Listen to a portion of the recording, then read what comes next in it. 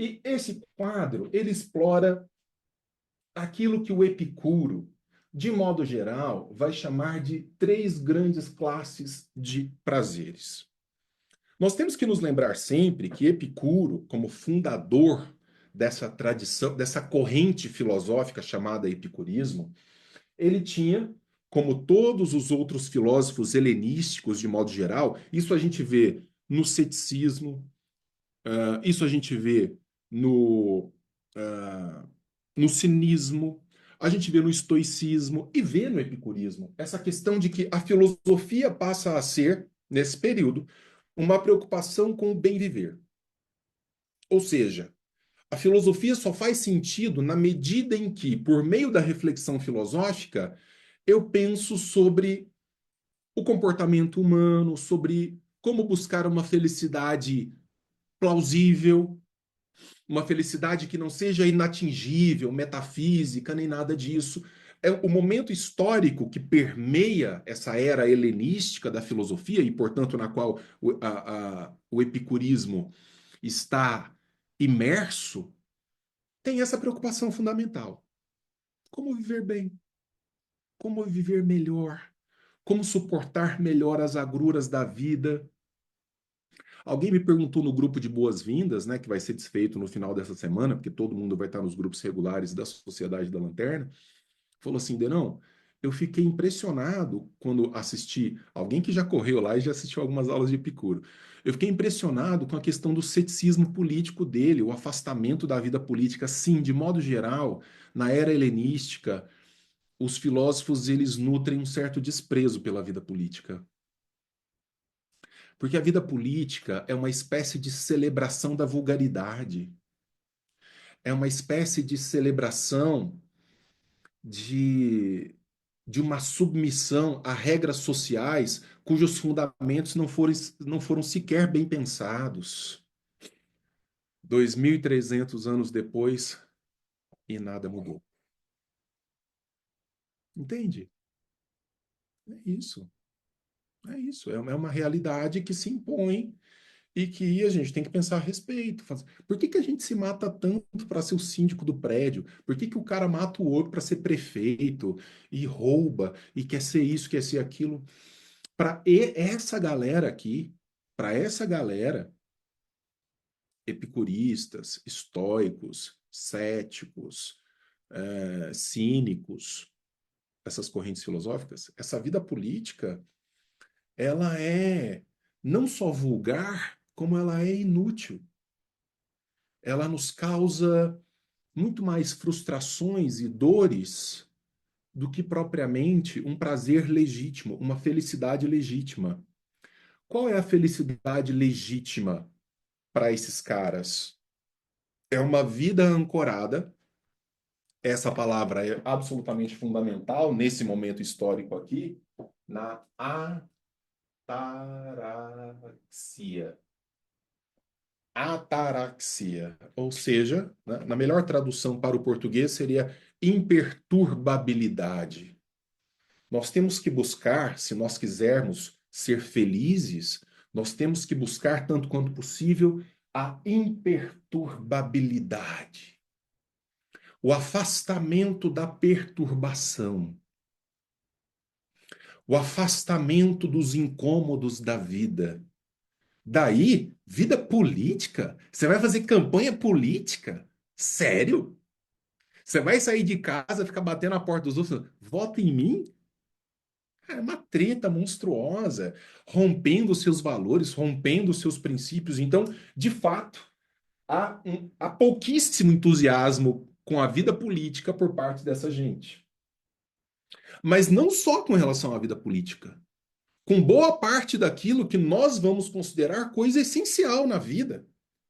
Todo mundo desesperado correndo para ficar rico, para ter o carro do ano, para ter o celular mais moderno, para isso, para aquilo. Aí o cara não dorme à noite porque ele fez uma dívida para comprar um negócio que era para dar a ele prazer, mas trouxe a ele, no fim das contas, dor, angústia, sofrimento. Cara, mas por que que você fez isso?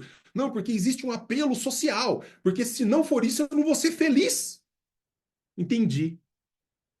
Se você não causar em você o sofrimento para adquirir uma coisa, você não vai ser feliz. Que paradoxo é esse? Então a felicidade, dirá Epicuro, isso aqui é bem epicurista, é aponia. Ponos, em grego, ponos em grego é dor. Alfa de não ter, alfa privativo. Esse A de não experimentar a dor. Essa é a verdadeira felicidade para o homem. Epicuro viveu um pouquinho depois. Ele é praticamente no mesmo período, mas pegando mais a parte final da vida de Aristóteles. Vocês vão ver aí depois, eu faço, nos encontros anteriores, eu faço um quadro histórico bonitinho com as datas de nascimento e morte de todo mundo, Alexandre, depois os grandes nomes das grandes correntes, tá? Então, a ausência de dor. A ausência de dor. Evitar sofrimento, evitar angústia, buscar a imperturbabilidade. Por isso que ele vai dizer que há três grandes classes de prazeres, diz Epicuro. Aqueles que são naturais e necessários, nós vimos isso no encontro passado. Aqueles que são naturais e necessários, portanto, estão de acordo com uma condição humana e nós precisamos deles, desses prazeres. Tem os outros que são naturais, mas não são necessários, ou seja, eles não contrariam a condição humana, mas nós não necessariamente precisamos deles para viver ou para buscar a felicidade. Ou seja, se eles acontecerem, tudo bem, não está contra a nossa natureza. E existe um terceiro tipo de prazer, esse é causa do que há de pior, porque eles não são naturais, ou seja, eles não estão contemplados pela natureza humana e eles não são necessários. Esses aqui, não naturais e não necessários, eu diria que a maior parte das pessoas vive por eles, a maior parte das pessoas vive por causa dos não naturais e não necessários. E o Epicuro vai dizer: são esses prazeres que, na medida das possibilidades, você deve evitar, porque eles são muito mais causa de sofrimento do que de felicidade.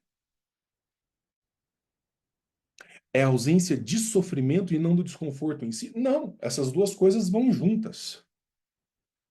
Quando você está em busca de uma felicidade legítima, numa concepção epicurista, eu estou fazendo cálculos de me afastar de sofrimento, me afastar de dor,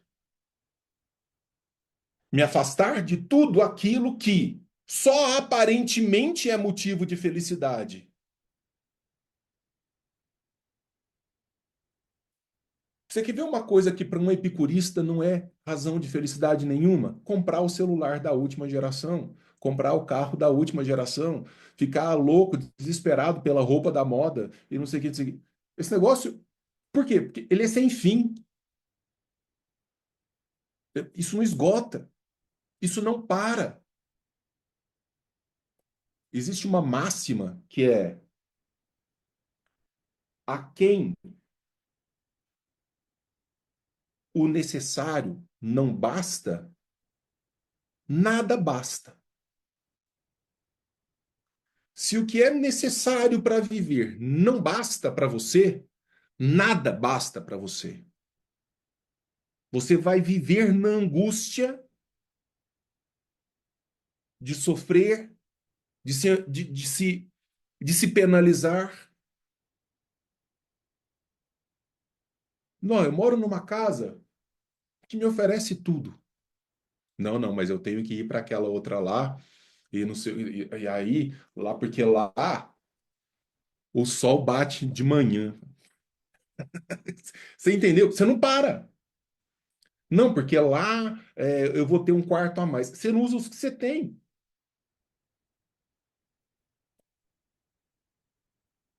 Aí no fim, talvez você esteja escravo de paixões, Você está escravo de pathos, no grego. Pathos, no grego. Paixão. Aquilo que te tira de um eixo de racionalidade. E você vira um escravão. De quem? De você mesmo.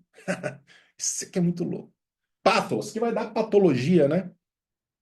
Vai dar patologia, doença, paixão. Então você fica apaixonado. O apaixonado, ele nunca se satisfaz, né? Está sempre esvaziado, está sempre. Isso envolve tudo, Gabi. A necessidade de ser aceito pelos outros, a necessidade de ser acolhido, a necessidade de receber. Os gregos chamavam isso de honraria, né? Então você tem que sair no jornal, você tem que ser importante, você tem que isso, você tem. Aí quando você para e fala assim, tem o quê? O que eu tenho? Bom, ter, eu tenho os prazeres naturais e necessários.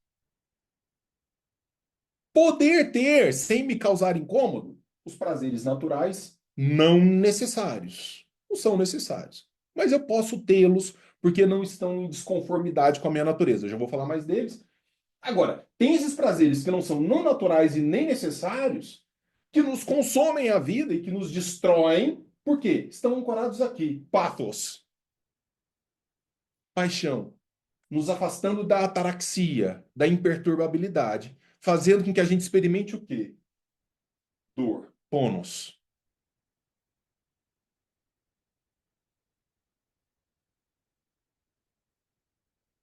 Quem é mais feliz? Quem tem condições momentâneas de bancar todos os luxos e tem que se matar diariamente para continuar tendo condições de sustentar todos os luxos? Ou aquele para quem o básico basta? É uma pergunta, tá? É uma pergunta.